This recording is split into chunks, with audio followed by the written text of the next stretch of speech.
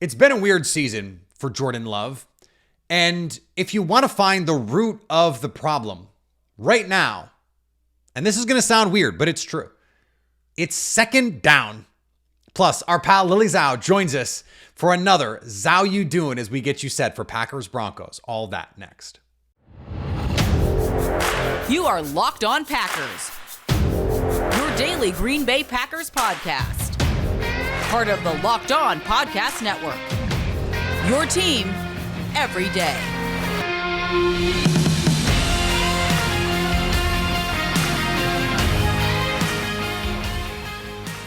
You are Locked On Packers, part of the Locked On Podcast Network, your team every day. I'm Peter Bukowski, and I cover the Packers for The Leap, a newsletter I would love for you to subscribe to. Follow me on Twitter, Peter_Bukowski. Follow the podcast on Twitter, Locked On Packers. Like us on Facebook, subscribe to the podcast to iTunes, Spotify, Google Podcasts, wherever you find podcasts, you will find Locked On Packers, the #1 Packers podcast on the internet. And the show for fans who know what happened, they want to know why and how. Thanks to everyone who makes Locked On Packers their first listen every day. We hope you like starting your day with us as much as we like starting our day with you. Lily Zhao on the show today, talking about a slew of topics, including some of the things that we've talked about recently on, is there more pressure on this team? That's a big one that I think it's silly. But let's start with this second down problem that the Packers have. And this started because I read a little piece by Zach Cruz, our pal over at Packers Wire, where he found Jordan Love was particularly having issues on 2nd and 7+ and 3rd and 7+. And on 1st and 10, he had a pretty good completion percentage. And in fact, if you just look at all first downs, Jordan Love on first down is completing 68.4% of his passes. And in general, on any down where the distance does not qualify as and long, he's completing almost 64% of his passes. That would be totally fine. Except the problem is their average yard to go on 3rd and 7, or on 3rd down, is 3rd and 7. That's 3rd and medium, but still like more than 5. So we're talking about an obvious passing situation. The average line to gain on 2nd down is 2nd and 8. They're just not getting enough productivity on 1st down, interestingly. Now, when they pass, they do. So maybe they should pass a little bit more on 1st down, something I've been saying all season. But if you expand this out, it gets even weirder. On 1st down, when I mentioned Jordan Love is at his best, you go, okay, well, what they're probably doing is a lot of play action, a lot of boots, a lot of just dump offs to get him going. Well, if you've watched this team this year, you know that's just not true.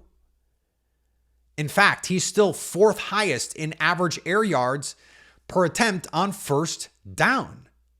They're still slinging the ball down the field. If anything, my biggest criticism of this offense is that they need to rein it in a little bit.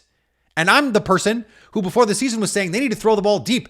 Chuck that sucker deep, try and create some volatility. And they did it, and it worked for a couple weeks, and then they kept doing it, and it didn't work, and they didn't have a great counter. Their counter against the Raiders was to try and run the ball a little bit more, but you don't have Aaron Jones, and so that becomes difficult.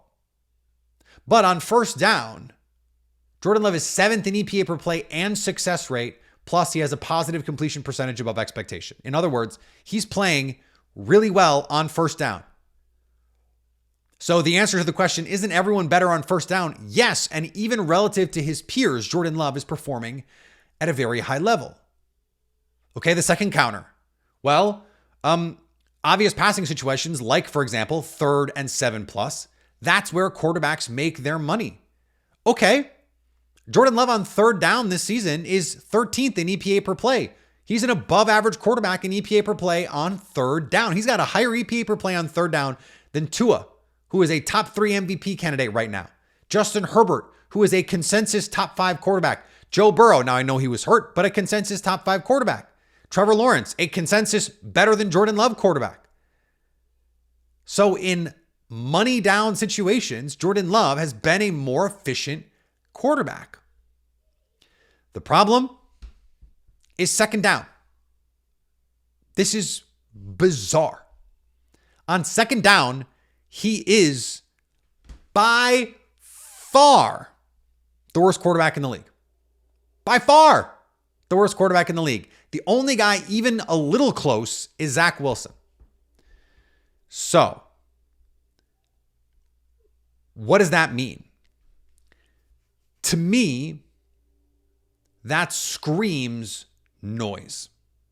That if he's like not just fine, not just passable, pretty good on first down. Now that's a situation neutral down. He's a top 7 efficiency quarterback. And on third down, in the place where you want your quarterback the most, he is a top half of the league quarterback.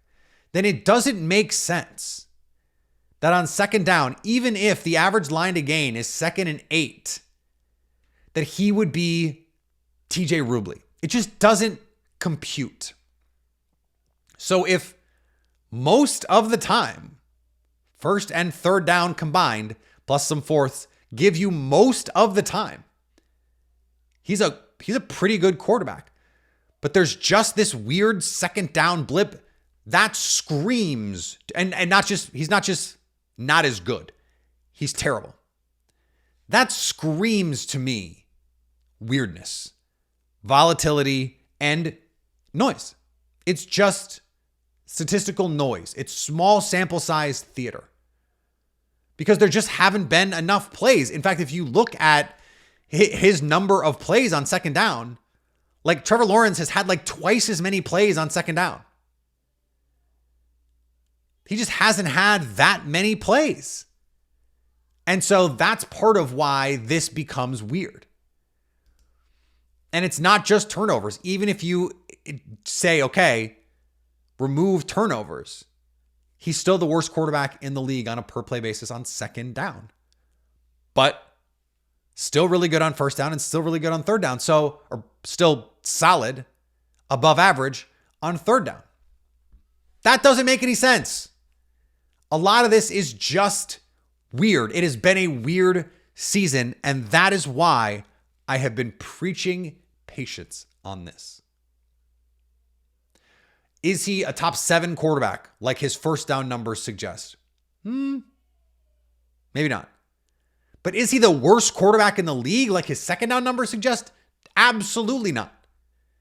Is he a top 3 quarterback like his second half stats suggest? Probably not.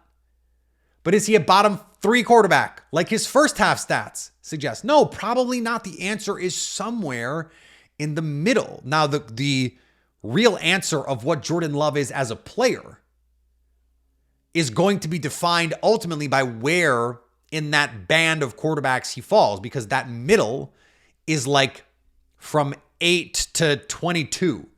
There's a huge band of quarterbacks. And if he's in the Kirk Cousins, Dak Prescott band of quarterbacks, these sub-elite but solid quarterbacks that could be on a given week, 300 yards and 3 touchdowns, or 140 yards, a touchdown and 2 interceptions,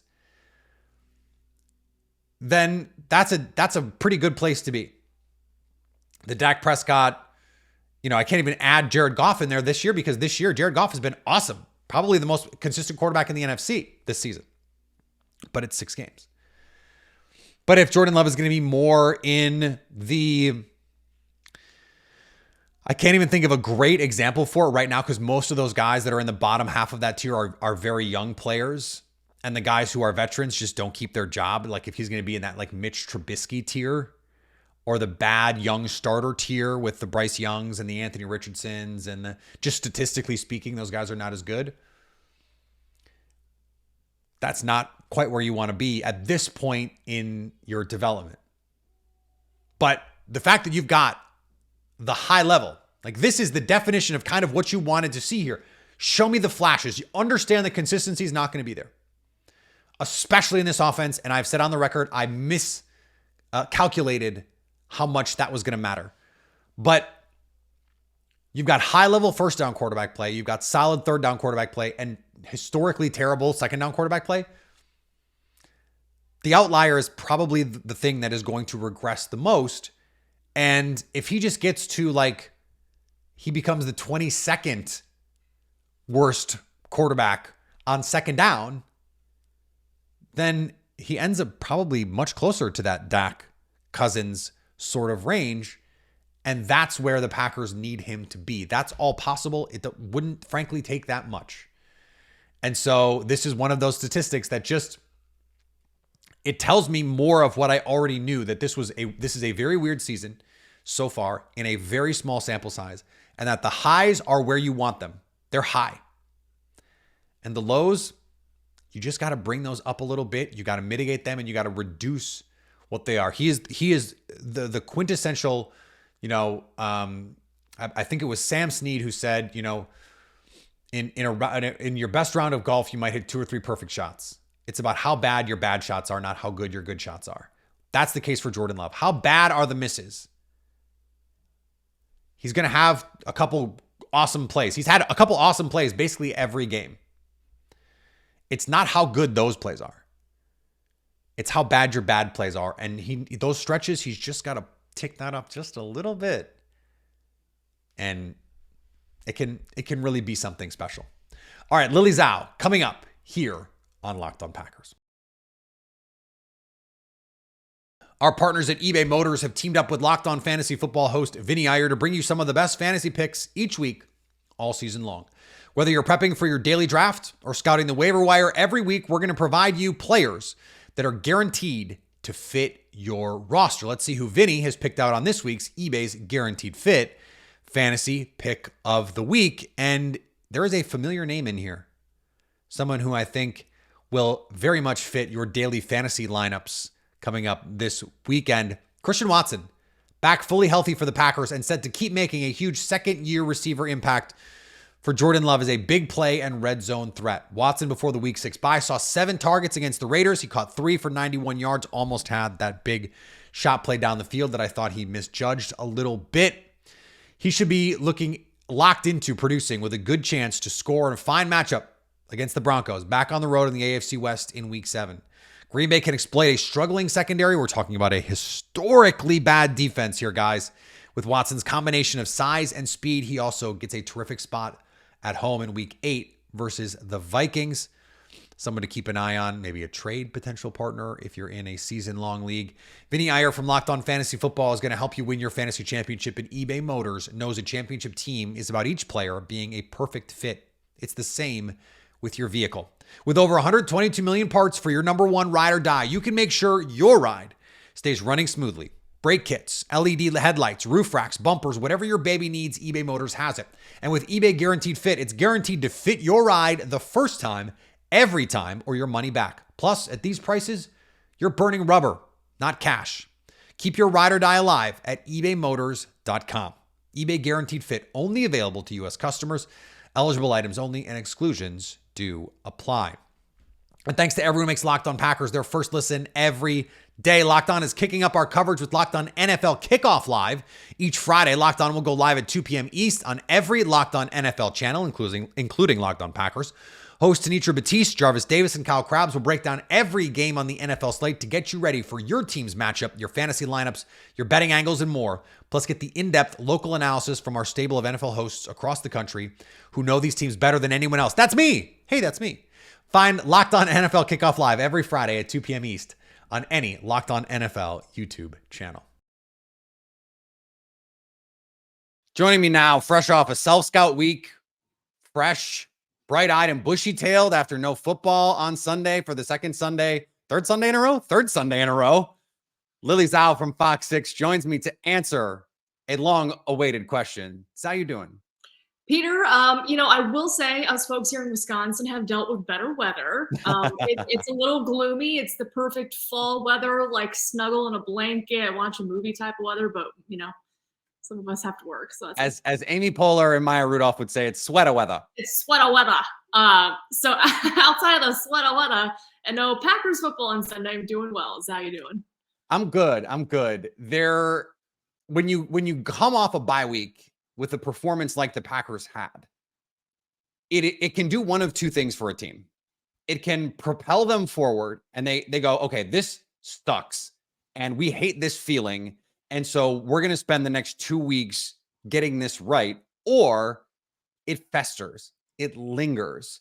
And there was a moment, and I thought JT O'Sullivan on QB School pointed this out that I did not notice. And you and I are like vibes check champions on this show. When Jordan Love stiff arm Max Crosby into the ground, like 1.5 players on the sideline reacted.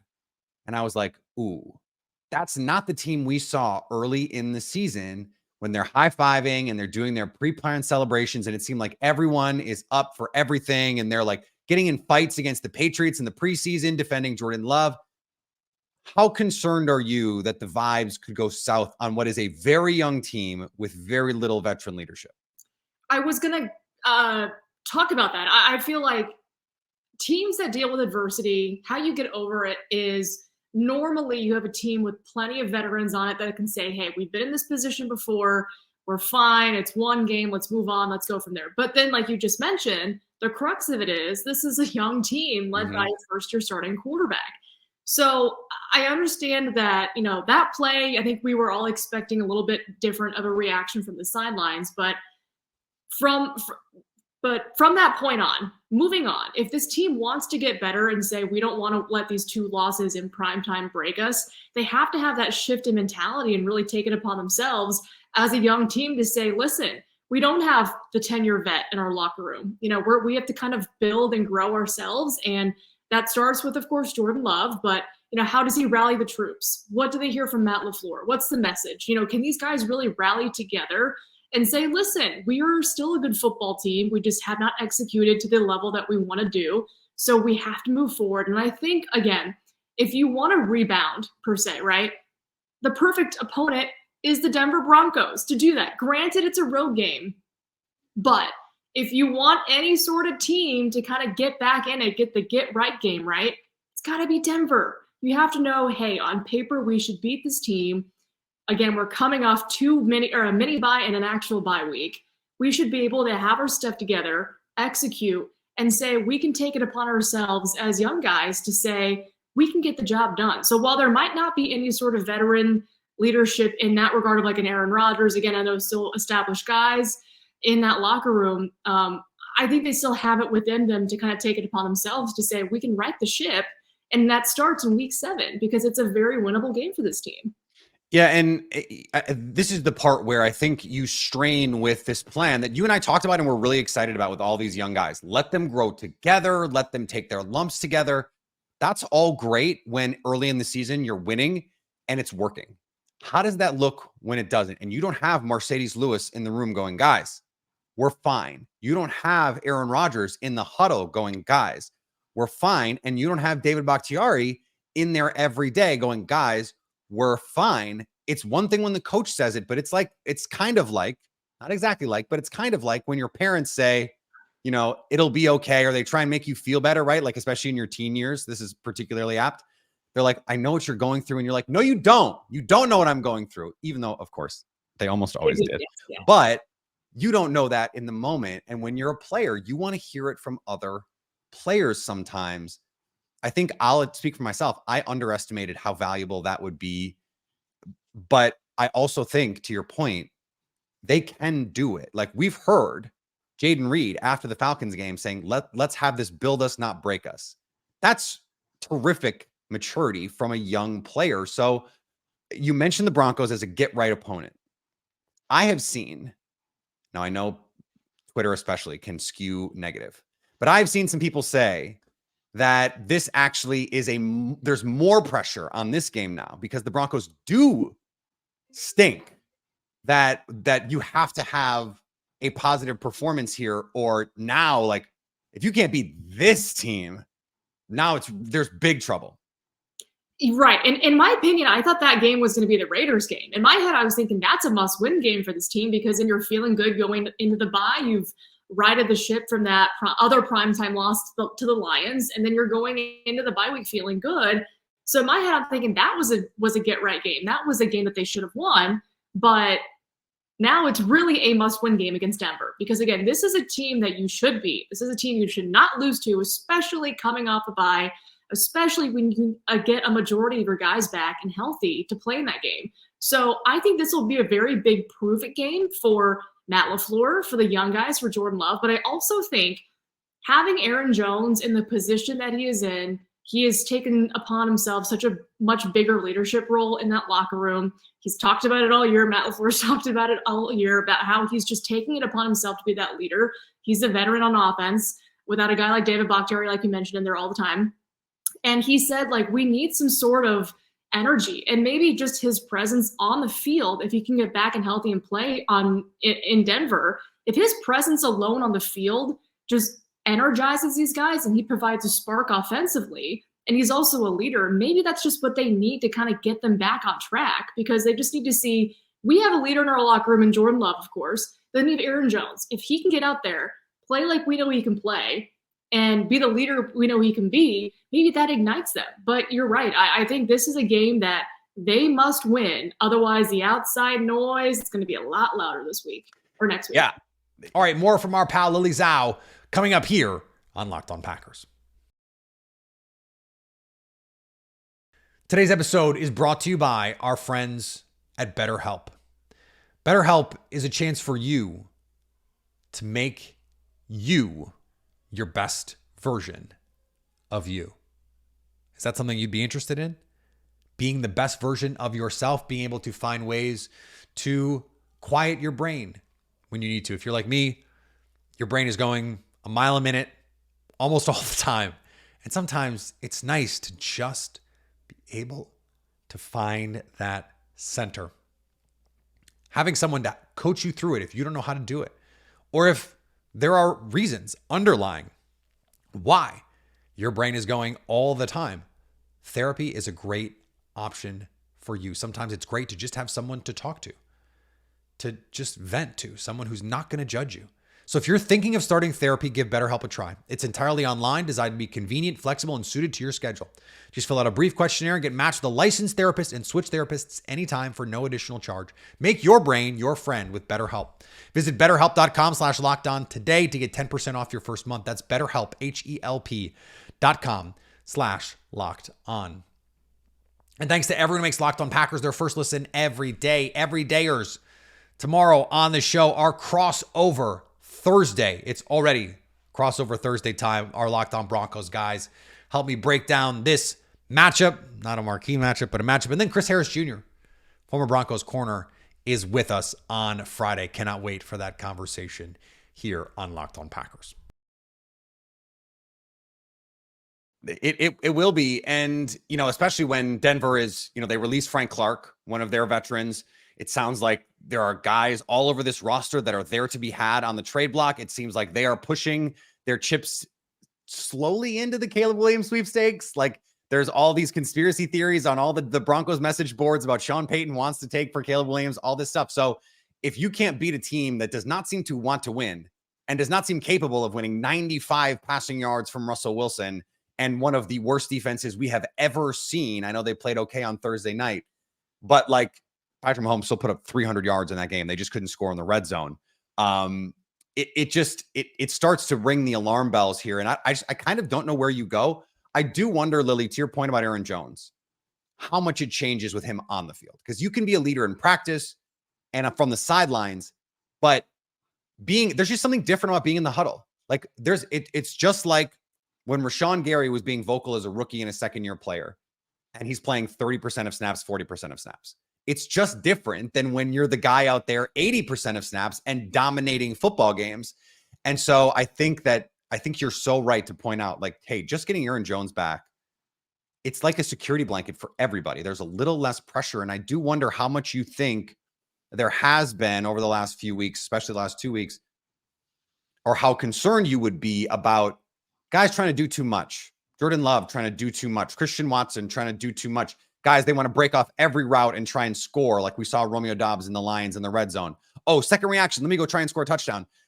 Like, how concerned would you be about something like that? Yeah, I think this team is, again, like we mentioned, they're young, they're growing together, but they have to realize that if that home run ball is not going to be there, like we've seen, I mean, it's been very rare that Jordan Love is connected on the deep ball to a receiver or a tight end. that let's just not do it. I understand it's so tantalizing, right? You're like, oh, I'd love to hit like a 70-yard bomb and score a touchdown. Like, of course you would love that. But if it's not there, if it hasn't happened, slowly build up to it. Just get the check down. I know that's what he was working on. Go to your check down, get the check down. Do the simple things. Once you execute that, then we can get a little fancier, that we can start throwing some deep balls. But I understand, you want to keep a defense honest, so you don't want to always just keep it around the sticks. You want to take a couple deep shots, take advantage of the middle of the field, which that was a little bit lacking. So again, I think they want to, keep it simple and don't do too much, because once you can execute the deep plays, the trick plays, etc., that's when you can go to it. But to your previous point about Aaron Jones in the field, I just think when he was on the field in Chicago, when his number was called, the offense just looked so much different. Whether it was, the pre-snap motion, whatever, just having him on the field, it felt a little bit more alive and energetic. And then when he got injured after that touchdown, it was a little bit more like, oh, we're kind of closing down and it's a little bit more constricted. So maybe just having his presence on the field just brings just something else, the other added element to an offense that has been kind of stale the last couple of weeks. And again, this is a defense that you can test. I mean, they should be able to throw some deep passes on the Broncos, you would imagine. So I think all that adds up to we should see a better offensive performance in Denver. I think one of the reasons it feels different with Aaron Jones out there is, number one, they can run the kind of runs that they're good at. The outside zone runs, that's where this team is going to excel. And the pin pull outside runs, you just can't run those with AJ Dillon. When Aaron Jones is out there, you feel like Christian Watson, Romeo Doubs, Jaden Reed, Luke Musgrave, and Aaron Jones, if they get the ball 6 yards with space, it can be 60. You don't feel that way with AJ Dillon. And I think as just from someone watching, I think you can feel the difference in the way that they are pressing on these defenses. So I'm interested to see how they're able to try. I'm anxious, frankly, to see how they're able to make some changes with Aaron Jones in the lineup. Let's flip it over to defense now, because you have a team. Who knows if Jerry Jeudy is going to be on this team when they play, or if Cortland Sutton is going to be on this team. And so this is an offense that if you're Joe Barry, I feel like you have to take advantage of. But we said the same thing about the Raiders team. So as much as this is a pressure-packed moment for the offense, I feel like the defense has to have at least a similar performance to what they did in Las Vegas. Don't let them hit shot plays and don't let them get their running game going. As long as the Packers do that, it feels like that's going to be enough in this game if the offense can do literally anything. I agree. I think this is going to be a really big task for the defense because, we all heard Jair Alexander's comments after the Raiders game saying, at this point, we don't want to allow a touchdown because, again, this is young offense. We want to help them out, right? So in that sense, it's let's shut down Russell Wilson and the Broncos offense. They're not that good. No offense. If you can, yeah, I'm like, sorry, Denver. If you can pressure Russell Wilson, you can get in his head. We saw what the Chiefs were able to do to him. So the pressure for the Packers is working, especially on third down. That might be the key package for them in that sense of we can rattle him.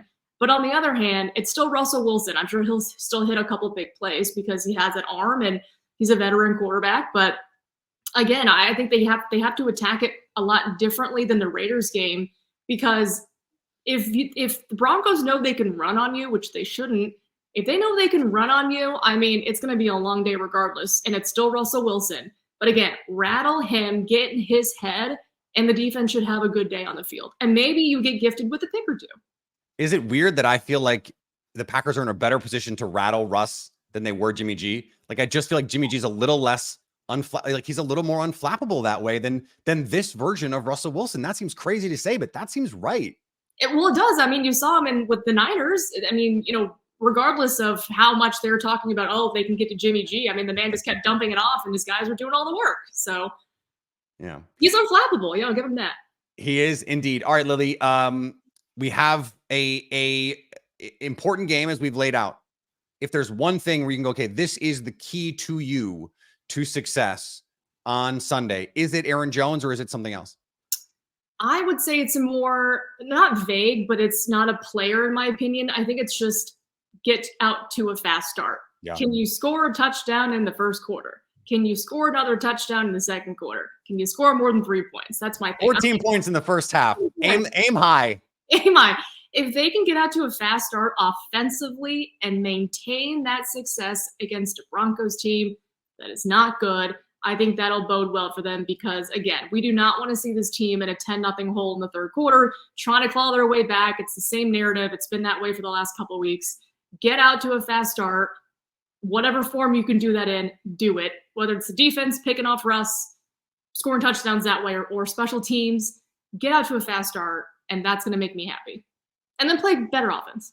I think the Packer fans would be happy with that as well. I think the Packers would be happy with that as well. And so excited to talk to you next week, hopefully after a dub. I'm sick of talking about losing. I'm sick of it. Lily, thank you. Thanks, Peter. All right. Thanks to Lily for joining the show. Always awesome to talk to her. More tomorrow. Our crossover Thursday comes at you. And then our big interview on Friday with Chris Harris, former Denver Bronco, on some history between these two teams, Aaron Rodgers and some of their battles.